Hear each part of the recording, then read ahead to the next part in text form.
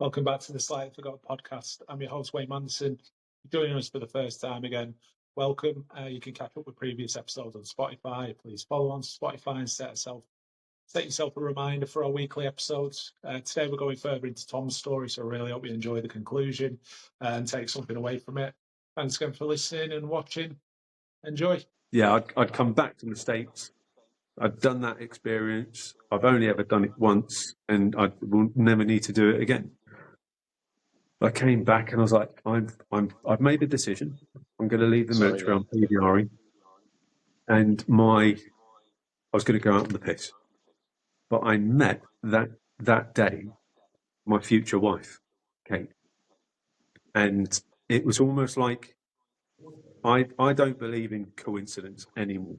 Okay, there is a master plan. You know, I have a faith. I believe in God, and well done for making the hard choice, son. Here is another choice, and she was placed in my direction. And I'm not going to say the corny thing like she saved me, because she didn't. I've chosen my way in life, but I had this choice of I'm going to do this alone, or I'm going to do it with someone, and I chose to do it with Kate. And we've been happily married now for, get it right, 8 years, been together 9. Get it right. I did get it right. And, you know, absolutely the best decision I ever made was making the hardest decision I ever made. Because if I'd have stayed in the military and had met Kate, we wouldn't have stayed together, because I was still making the same mistakes and still doing all of that stuff. And I would have gone back onto a squadron maybe, or maybe gone and got another badge for another bit of significance. Who knows? And it would have been fun, but we would have separated. And because I chose to leave the military and stick with her, I've been rewarded with the best thing that's ever happened to me. Yeah, that's good. That's good. So obviously, like you say, when you left, you had that kind of support network in place at that point. I had your parents, your wife. My parents were close by. I had my, my future wife, my girlfriend, and I fell into selling cars. I became a car salesman. At this point, were you still struggling with alcohol at the same time, or adapting? Yeah. So I all my life, up until the point where I stopped drinking, I've suffered with alcohol. Yeah. So how did you, obviously the transition into civil life, a lot of people find it harder in civil life than what they do in military life. Obviously, like you say, you went in young, before that it was dysfunctional, you're coming out and you're dealing with a lot. How did you balance that with the issues that you're dealing with, the transition, you're in a new relationship and everything, a lot going on, but you've also got all these demons still in your head? Yeah, they were there. They came along for the ride, free of charge, no bus ticket required. They were there. And like, I want to change the word demons, because it wasn't demonic. They're a part of everyone, whether you know it or not, whether you choose to acknowledge it or not. They're a part of us, okay? And that part that spoke to me and said, "Kill yourself," that was one part. But there's also another part that's compassionate, loving, very gentle, and fun to be around. There's all of these different parts, our personas, our personality traits, survival traits. I had to put on some acts sometime in order to get through stuff. So we're never just one person, all right? We have dominant traits of who we are that show up, and then there are exiled moments. So it's not safe to be quite so gentle and compassionate in the military. It's not safe to do that, because you're fucking weird. Like, we're soldiers here, mate. Stop doing that. And it gets beaten out of you on basics, and that's what that is. So they've always existed, and they've just been brought up to where I am now. But the coping with it, fast forward a track, like I was selling cars in London, and that was good. I was earning money and I enjoyed it. And I didn't feel like I was selling cars. I was just giving people what they wanted. They came in to buy a car. Brilliant. Like, we've got loads. Which one do you want? It was the fucking easiest thing in the world. And I made a bit of a joke for it. And I used my people please, and I used my chameleon adaptability of reacting to who was coming in the door. And I could change my personality to meet them, you know? And if you can teach a rifle, you can sell a car, right? If you can learn the red text, you can learn all the features on a car. So that thing came second nature. It's easy, and no one was dying. So there was that. I enjoyed it. I was getting paid well, and I was drinking. I was in that culture again. I was in that pocket. And then the first time the wheels were starting to fall off again in civilian life was in 2019 when my father-in-law died. Pardon me. And supporting my wife through that moment was hard. We took it hard. It was the beginning of COVID. COVID hadn't really come out. There was this mysterious thing coming from China. And my father-in-law went over to China on business and came back. Within 2 weeks, he had pneumonia. A week after that, he was dead. It was COVID. Wow. They didn't know what it was. So the family's just gone, like, fuck, we're in survival mode. Great thing is, I'm great in survival mode. So I just snapped into doing tasks. I was there, I was this and that. And I kind of disengaged from the emotional pain bit of it because I was good at doing that. That caught up with me. And then I lost my job. I was drinking again, and there was and then we were all in lockdown, and I thought I'd start my own business. I'll start my own business. I'll do that. And digital presence is the thing, and that is still going. And that there was to serve veterans, those service leaders that had pulled the hand grenade pin out and left the military in a spectacular fashion, much like I chose to do, just like I'm getting out. And maybe, just maybe, instead of working for the man, could work for themselves and, have their own business and work for themselves. And a lot of guys that I'm getting out at the moment, I would have timed out at the 22-year point around about now, I think. Yeah. Guys I joined up with are all doing that right now, and I can see them coming up and popping up on LinkedIn. It's quite, well done, mate, keep going. It's great. It's fucking hard. It's going to be hard, but I'll go for it. And the real passion, the real employment, the real reason why I'm here on this earth now was not to join the military, not to do all of that, is to serve others through Sabre Warrior. And I had to, I said I came to terms with that and spoke about it the first time in January, February 2023, when I was sat in a car with Adam Gonell, who's the other half of SOAR. He's the guy in charge, and I'm the second, the 2IC. And I'm driving the car, and I go, I think you should know that I considered killing myself. And I told him the shortened version of it. He went, I know, it's okay. It happened. It's okay. I thought, at this point, had you seeked any help or? Nope. No. But I was in orbit of Adam. I was doing the marketing piece for his company, Returning Warrior. Something in that drew me to it. Coincidence. And I saw the name of a guy that was a leader of mine when I was on one squadron. I saw his name on a webinar that Adam was hosting about Sabre Warrior in the US. Adam was the UK ambassador to Save a Warrior, and he was putting on this webinar. He had just returned from America himself after attending the program. Because I want to give back in service of Save a Warrior. I want to pay my way. I want to fund a seat for someone else to attend. And he put this fundraiser on, and I saw that, and I saw this guy's name on there, and I was like, why is he attending a suicide prevention webinar? And I got worried for him. And I attended for him, and we started chatting, and he was okay. But I spoke to Adam, and I was like, man, like, I want to help put bums on seats. This is what I do, my business, and can I help? And he went, yeah, absolutely. The suit fits. Go for it. And it was a well-attended webinar. I don't think it raised a lot of money, but that's not the point.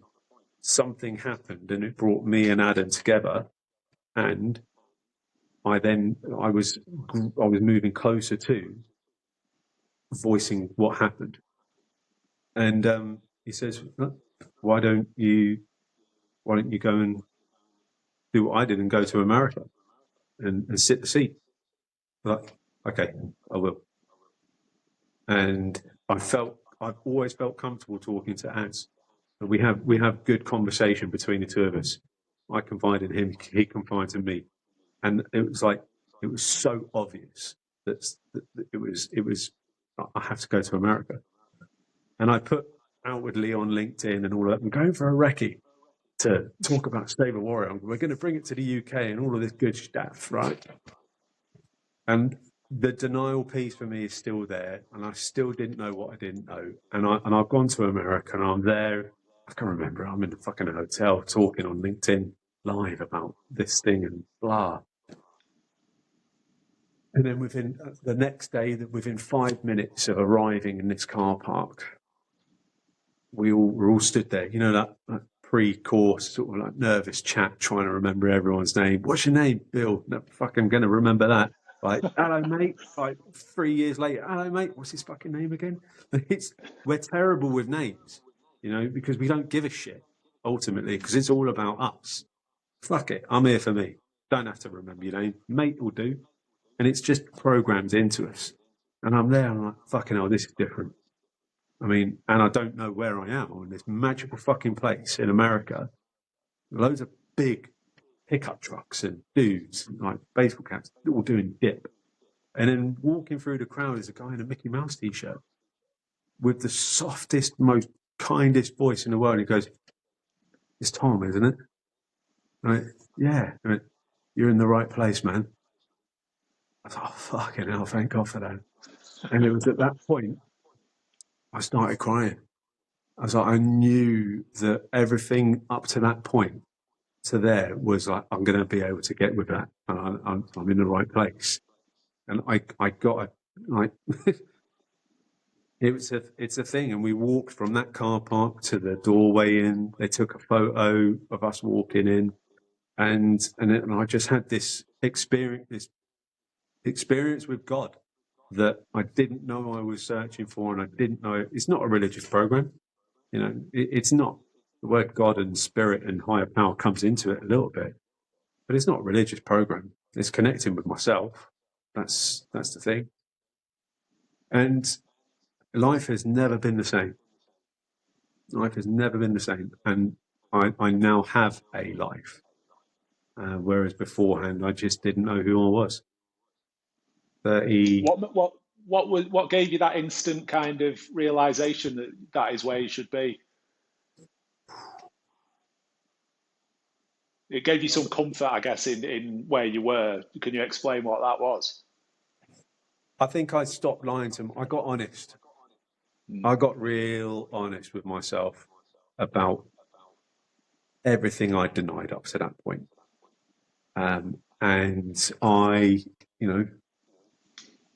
got honest, and I gave myself full permission to go there and get everything off the table. And there's a full A4 hardback notebook, like that deep of stuff that just needed dealing with. Yeah. And I did. And the moment I felt this, fuck, I'm in the right place. I just, Can't explain it. Can't explain it. And I know I will. It's wrong for me to try and want that for others, to have that experience at that exact moment, right? The more I want people to have it, the more people won't get it, right? But all I can do is try and set up the situation and the mechanism and the things in exactly the right place. And just maybe, if they're fucking done suffering and they're ready to get honest with themselves and stop pretending to themselves that I'm okay and I'm right and I'm going to feast that bloke until his eyes bleed and then I'll be all right. And I'm going to keep drinking. I'll be the last one on the bar because I'm then winning. If they can put all of that to the side for just a fucking nanosecond, just a hot minute, just to sit there and be honest with themselves, maybe, just maybe, we've got the possibility of transformation in that individual. And it will very quickly dissipate that feeling, that honeymoon period, that really special moment of honesty, shared vulnerability in a group setting like that. It's perfect when you're in it. But as soon as you step away from that and normal life starts coming on, and you stub your toe and you've got a bill to pay and your missus calls you a knob, or whatever the things is, or you've got to go to work again. Fuck, no, I don't want to do that. Now we're drifting again. All right. And we've got to have this dedication to self to really, I'm going to be playing this game for me for the rest of my life, because I now have it that, like an elastic band, there's a draw back to the old way of Tom, because it was safe. I knew exactly where I was then. It's fucking scary to sit here and chat to a guy that I know about this stuff. Little Tom doesn't feel rightly comfortable all the time doing this, but I have to go, it's okay, Tom. I've got this. You're okay. You're good. Yeah. It's all right. I really, and I appreciate, you doing it, because it's, it's a lot, isn't it, to confront all the time. So we'll go into Save a Warrior now. So, you've done it, you experienced it. Tell people more about it who aren't really aware of the processes and the programs that you put on for it. Mm-hmm. Well, it's not right for everyone. Let me just say that right up from the get-go. It isn't right for everyone, and it's right for everyone. There's this juxtaposition of it is the right thing for everyone if they're ready for it, and if not, if we get the rostering wrong in the beginning, it can cause problems. But in the nuts and bolts of it, it's a 72-hour residential experience that gives us the space, the containment, the container, the element of getting complete with what's happened in the past. And it could be elements of what happened in service. We serve the military and the emergency services as well. So in service means anything in uniform, but also it's the stuff that happened before we joined up. It's the dysfunction of life that we didn't think was it's just normal, But yes, it's normal. Dad cheated on mum. Dad left us. That was just my life. That was normal. And that feeling of abandonment, that fucking sticks with you all the time. And there's that fear of them going to leave again, whoever that is. All right. So we go there, real quick. And in that 72 hours, there's a moment of distinction about identifying what that thing is. Okay. A completion in the second day about, how we come to terms with all of that. And through a very structured performance over 72 hours between Adam and I and the shepherds, the other guys that have been through the program, we take a group of guys, much like basic training, okay, without the shouting, we take them from where they was, we give them this new language, and we ask them to take that forward into their lives for the rest of their lives, okay? And when they leave there after 72 hours, there's a 500-day continuation of care. And that's virtual, that's online. And it's up to them whether they turn up or not.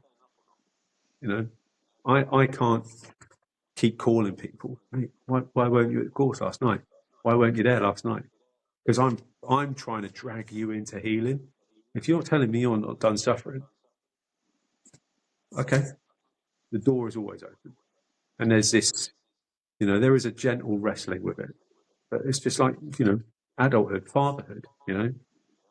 There, son. I think you can do better. Go show me how you can do better. Like, it's this loving, love gets thrown around in this a lot. It is a connection to love in ourselves and to others. It's not like, it's real hard to explain to it and do it justice, you know. But there's nothing else on this island that does it, that's doing this. I know that because it came out of some guy's head in America. We got taught, we got gifted this playbook on Save a Warrior. And so there you go, guys. Don't fuck it up. You know, do it this way. Because we've got 13 years of experience getting it wrong, making mistakes, learning from it, iteratively designing, chopping the stuff that doesn't need to be there and getting to this. And we'll be there every month to have a call with you to say, we've learned this, we've done this, we're doing this, we're doing it this way now. Really good idea if you take this on board. Like, the coaching is there. It's brilliant. And whilst So what's different? What's different to what you do to what others that are available? Like you say, it's different. It's on its own in certain aspects, but there are support networks there. What's different in what you do? Like I said, it's not right for everyone, and we're not the only train set. Okay.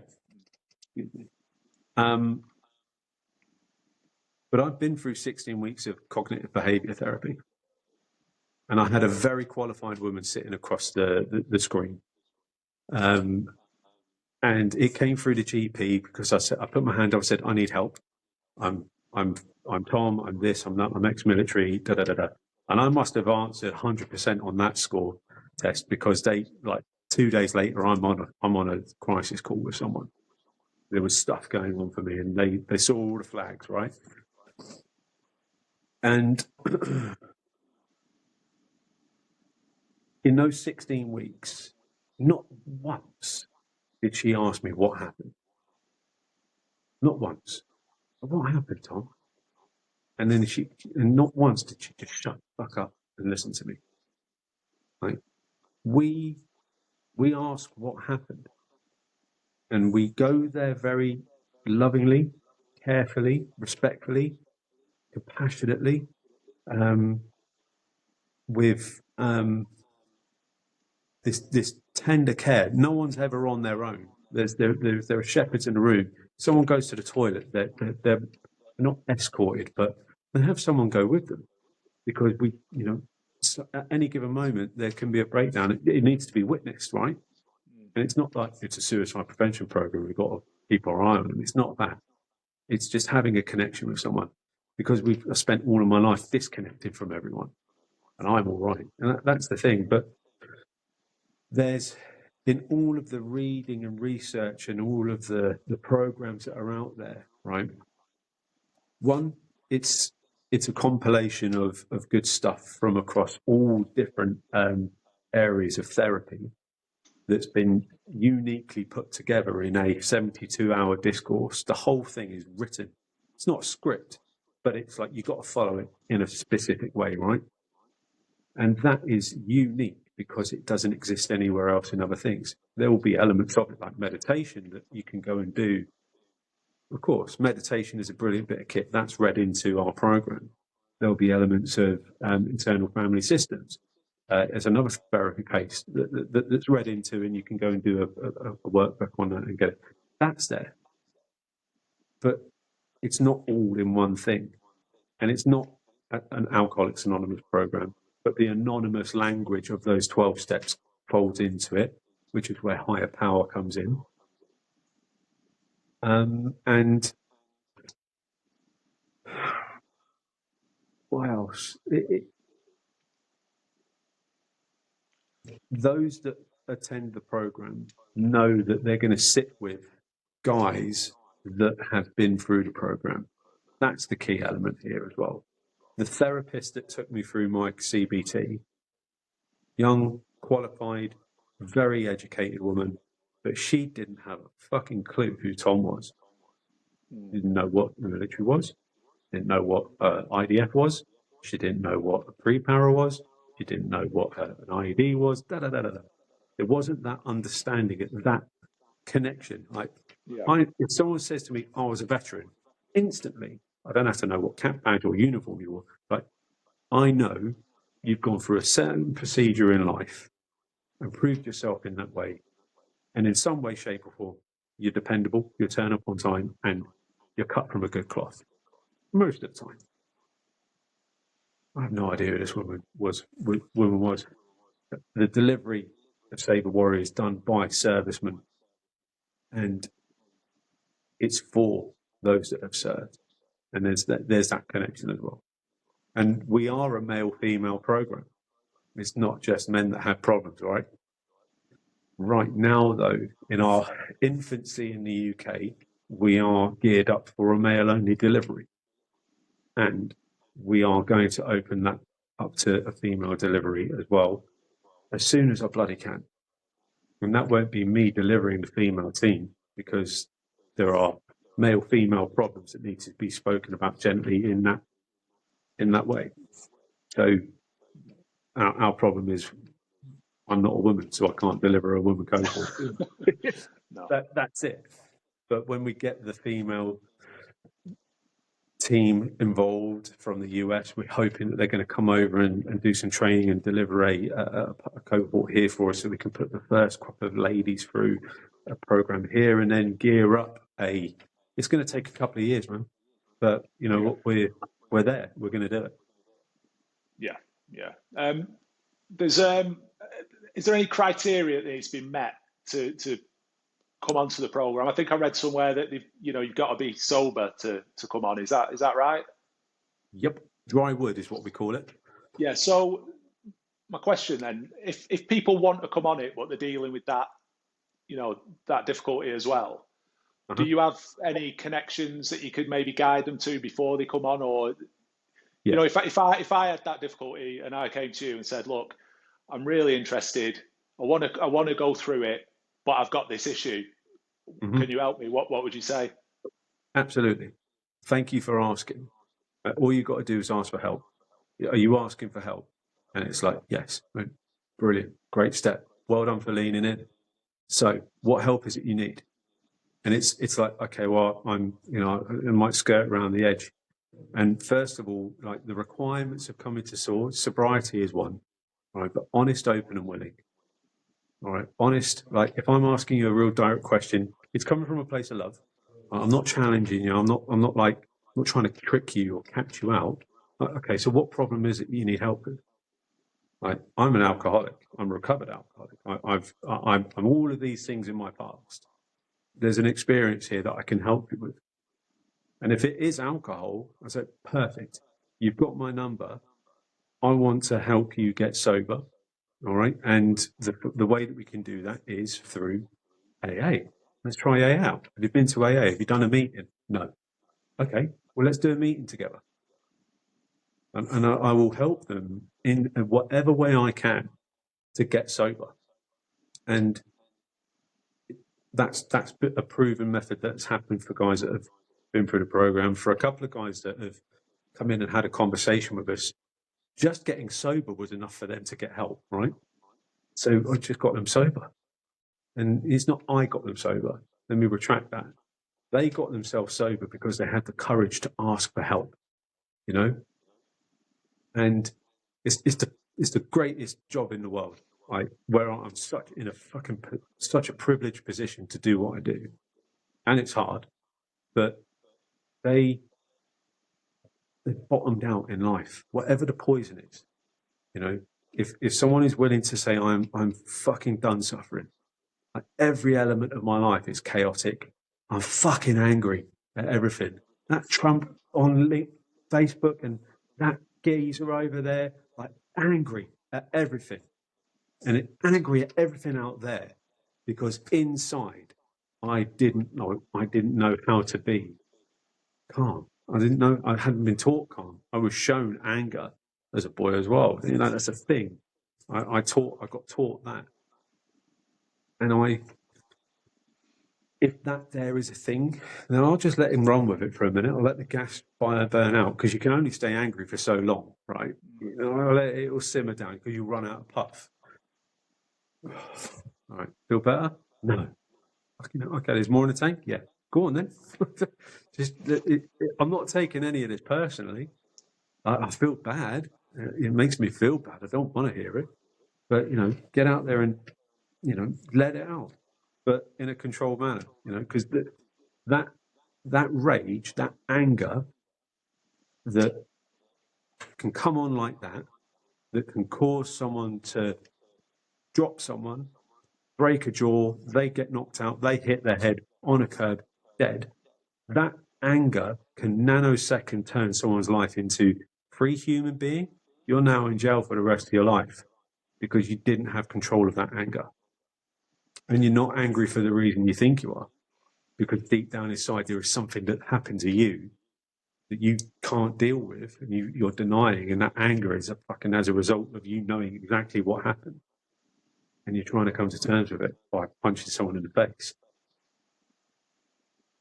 So if someone's presenting with that problem, yes, if you're asking for help, it's there. I can't help you if you don't ask for help. And I keep saying it's we. We are not geared up as an organisation to read your mind. Like, what number am I thinking of, Wayne? 8. Nailed it. I get what you're saying. No, you've got to be willing to. You've got to be open, like you say, willing, and all that. It all plays a part. So yeah, I get that.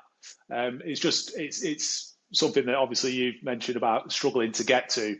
I think that is, without a doubt, probably the hardest part, isn't it? To reach that point where you need to reach out. It's terrifying.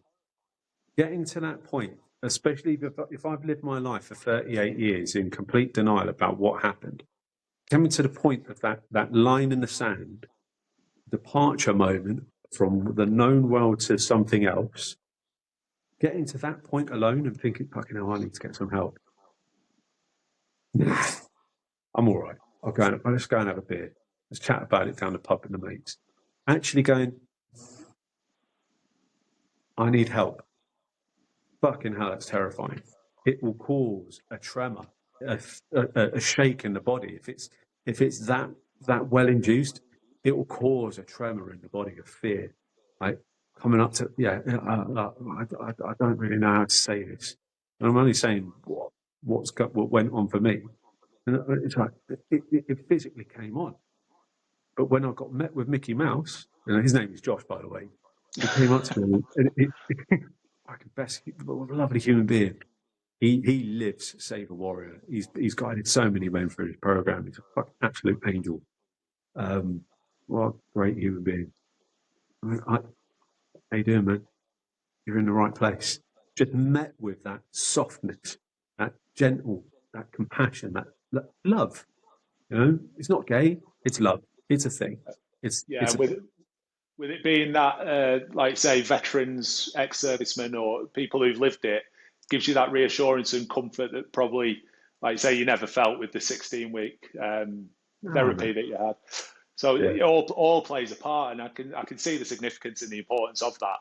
Because even like say, even just talking to anybody from it, just to speak about it and know that they kind of have an understanding to a point. Because obviously you live your own experiences, don't you? But to have that understanding will always help.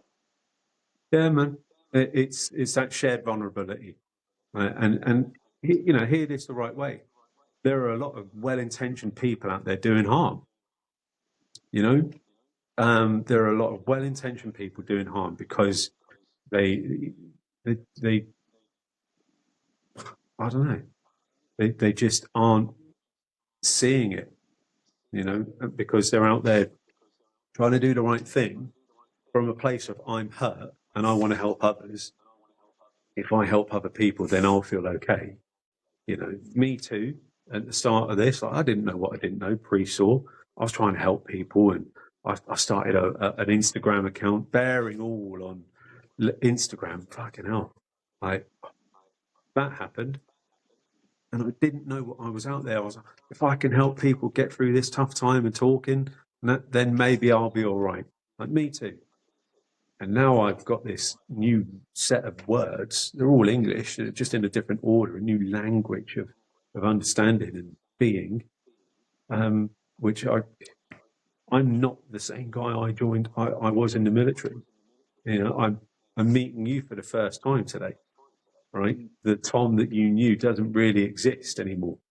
You know, elements might pop up every now and then in weakness, like whatever. I am that guy, and it's great to see you again, pal. But like the personality, I don't have to be him anymore. Because back then I was trying too hard.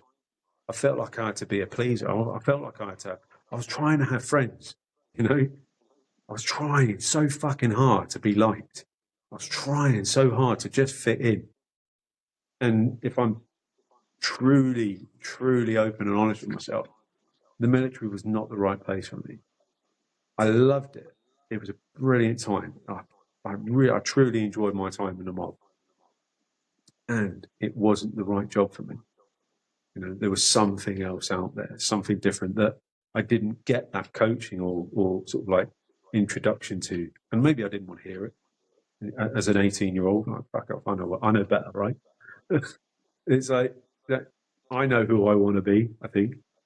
And I chose that because I thought it was the right thing to do. But if there was like art, I love drawing.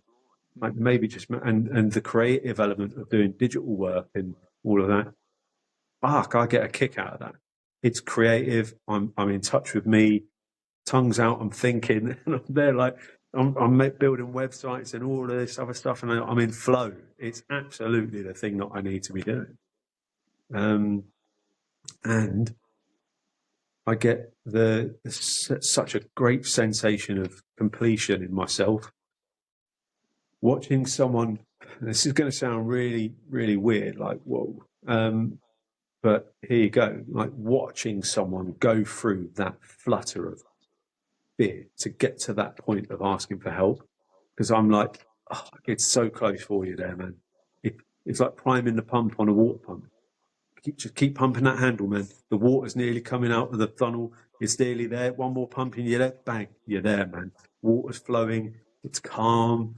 Like you're in the right space, man. Just keep gently pumping that handle now. Keep doing the work. You're there, man. Keep going. It's no ferociousness anymore. I can imagine the satisfaction in the work without a doubt. I think it's incredible. I think it's incredible what you are doing. And the relentless nature of work that you're putting into it, it's admirable. It really is. Like, so, you know, all the credit in the world to you for that. I've got a very understanding wife. Yeah. Very understanding. Yeah, I can imagine. They do put up with a lot, don't they, with us? She is putting up with a lot. She really is. You know, because I'm not getting paid. You know, this is for fun and for free. I take a little bit if I've driven a car and a bit of expenses here and there, like normal stuff. But one, we don't have the cash to even support a salary, you know, and it's not about that. We get the money to deliver a cohort. We deliver a cohort because right now we've got 10 dudes that said yes, and that 10 people on a cohort at a time, right? So we're fundraising ferociously, and we're businessing hard, and we're meeting like incessantly, which is why like I was like, I don't know if I can afford the time to have a conversation with you, and I'm so bloody glad I did, mate. And out of coincidence, this afternoon just became free. I was like, I know exactly what I'm doing now. Thanks, man. So thank you for the opportunity to chit chat, man. So, yeah, no, I mean, I appreciate it. Like I say, I didn't expect to have this conversation till April. so yeah, nice surprise. No. So, right, okay. So you say how busy you are.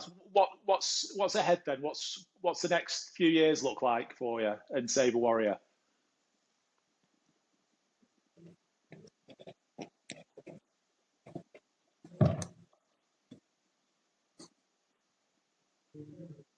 I want to put 60 men through Save a Warrior. We've had 23 guys go through the program in the last 14 months, right? I want to get to 60 as quickly as humanly possible. All right, because I know that when those 60, if we put one person through the program, right, and we stop that suicide from happening, there's 135 people that do not feel the negative effects of that suicide. So if we stop one person going through, there's 135 people that are saved from I had no idea. They didn't know he was going through that trouble. Like there's a boss of the guy that doesn't have to recruit another member of the team. There's an empty seat in the office, and everyone in there is touched by the loss of that person. If I can get one person through that, I'm winning. If I can get 10 people through it, 50 people, 60 people, 3,525 people, I'm going to be playing this game for the rest of my life. That's my declaration. All right. I will get there. We've got a mission to solve suicide in 10 years. I dare to dream that big. What are you doing to put this in place then? So I'm sat in the co-working space in Fareham. Local businesses come and work from here. They pay a monthly fee to work from here. That monthly fee then goes towards the kitty to put a cohort on. We've just opened up a special offer yesterday that if someone's willing to pay for the year up front, they'll get 2 months free and like all the coffee they can drink. I'll throw it at them. Welcome to Save a Warrior. Thank you so much, because that gets us there quicker. And thankfully, yesterday, someone said yes to that on the first day of releasing it. Yeah, damn right, I've got £1,000 for that. Bang, £1,000 for a year's co-working, which you ain't going to get that anywhere else. And it's going towards putting someone through a program. That's the thing.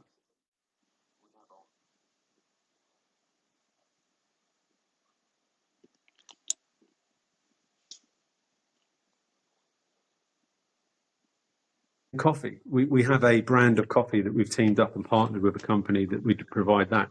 For every kilo we sell, we get £7 in a donation. That's a really good return on that, and it's a really great number. And we give that out to businesses to introduce into their workforce, into their canteens. I want to put it into the mess. RAF Honington, Save a Warrior coffee. Like, what's this? Save a fucking warrior. What's this shit? And there's a little, A, it tastes really good, and B, there's a little plaque down the side that explains that when you make 1 cup of this, 44 pence goes towards a suicide prevention program. 44p. I've done the maths. Right. I'm hoping that blokes are just belt feeding it, like getting supercharged on caffeine, knowing that at the end of it, there's someone that could get help through it. And that's one thing. Whether we get there or not, I don't know, but that's what I breathe life into. Maybe someone will hear it. And then there's corporate partnerships, there's fund runs, people can do all sorts, man. And we've got a giving lottery that's just started up. So there's all of these mechanisms that have taken a long time to get just right. Now it's just a case of volumizing it and twiddling the knobs to get them up to be heard by the right people. Because here's the thing. America got gifted a bunch of land with a lake on it and a woods and this mansion and the space to build a plot. They got gifted it because one bloke sat on the seat, had his life changed, and then he called his friend and said, we should have had this when we left Vietnam. This guy was in his 90s. We should have had this when we left Vietnam. I need you to gift them a significant amount of money so that it can accelerate this thing forward. And without questioning his friend that's just called him, he went, okay, I'll make the ranch available. They gifted the ranch, $3.5 million worth of land gifted, and another bunch of cash as well to build this building, bespoke building for them. and now they are where they are, with a centre of excellence for PTSD and suicide prevention in the US, only one of its kind, until we build ours. And I know that at some point in the future, maybe, just maybe, someone will sit our seat and go, okay, I've got the answer. I know, and that will happen. But where we deliver it now is perfect. You know, I've got no desire to move it. It's in Bedfordshire, in a Grade 1 listed building that's 250 years old. It's literally, it's idyllic. It's perfect for what we want to do. It's connected in history. It has a real other world feeling when you walk into it. It's special, man. The servants and people have walked around them stone floors so much you can see the divots in the stone. It's just mad, man. And here we are delivering our game from it, and helping people. And it's nearly free for us to do it. We have to pay for the thing, like, and that's where we have to raise money to do it. But it's been gifted. I'll say that. I mean, that's incredible. So how do people, you say all these fundraising efforts that you put together, how do people access them? SaveAwarriorUK.org /donate. Simple as that. It's so simple. There are 6 mechanisms on there. Pick one. Pick one. Tell your friends. Pick one. And it starts with, could you donate £3 a month? Or would you like to buy a lottery ticket for £1 a week, and with the opportunity of winning 25 grand as well? There's that. You can buy our coffee through that mechanism. You can do all of this stuff, but it literally just starts off with, like, forget the money thing for a minute. If someone's listening to this and like, there's a thing deep down inside that I've denied the longest possible time, all my life, like, maybe, just maybe, this is where I can get complete with that. All right. And it starts with a conversation. So just strike up a conversation, even if it sounds like I'm asking for a friend. All right. I'm asking for a friend. I want to get some help, or I want to do this and that. Okay, mate, no worries. We'll have that chat. And I might not be able to pick up, but I'll message back. But my phone number's all over the place. I'll take a call. If it rings, I'll pick it up. And this goes nationwide then? It's not just a local thing down south, just to clear things up, because obviously you're based down there. It's difficult, obviously, for people, up north, Scotland, whether to maybe the thought of doing a 500-day program, and, people will put obstacles in the way, won't they? What would you say to someone what would you say to someone to try and get them obstacles out of the way? Well, we deliver it in Bedfordshire, so it's centralish, right? We've got guys in Glasgow, down in the southwest, and the southeast as well, East Anglia. We're all over, right? If living your life right now is chaotic, is alcoholic, is dysfunctional, is abusive, is angry, it's fucking hungover, or it's high, I'm out partying, I'm out clubbing. If all of this here you're going through, right, maybe, just maybe, getting onto a suicide prevention program or getting help anywhere is a good idea. All right, we're not the only kids on the block. But I would just urge someone to just take a breath long enough to realise that how I'm living my life is chaotic. And my missus been nagging me to get fucking help for ages. I'm all right. I'll just keep going, right? Maybe they've got a point. And wherever you go, get help. Wherever you go, get help. Just get honest. And I wish you all the best of luck with it, whoever you are. We've got a thing. It's free. We'll never charge anyone to come and do this work and sit with us. All right, come and sit with us for 3 days. We'll feed you. We'll give you some new words, some new language. We'll give you a little totem to take with you as well. all right, and maybe, just maybe, if you're done suffering, and you're fit and you want to get help and you want to get better, all right, then, help is on the other end of a submission form, and that's all I can say, man. Worked for me, and it's worked for other guys that have been through the program. Like I say, mate, it's incredible what you're doing, and I'm so I've got so much respect for you, and I think we'll wrap it up there. Yeah, I think we'll wrap it up there. I know time is of the essence, and we're coming up to that 4 o'clock marker. But yeah, I just want to say to you, and I don't want to sound cheesy or anything, but what you're doing is incredible, and to get from where you've gone to where you are, massive, massive respect to you, because a lot of people, like you say, can't get through that and can't break that barrier. You're going to struggle with that every day for the rest of your life, but it's recognised, you recognise it, you're fighting it, and you're helping others, and it's just amazing. And I'll thank you on behalf of everyone, basically, who you're helping. And just all the admiration, mate, for you. So yeah, thanks for your time. And is there anything lastly that you want to add, or anything you want to say to anyone? It's an honour in my life to do this work, and I really appreciate the gratitude and the thanks, mate. It's received, and I am grateful. Thank you, mate. Thank you. Okay, well, thanks for listening, and thanks again for your time, Tom. You're welcome back anytime. Hopefully we'll last long enough to maybe see you, with your 60 men and all the recovery and the growth that you have. I wish you all the best. So thanks again, mate. Take care. All right.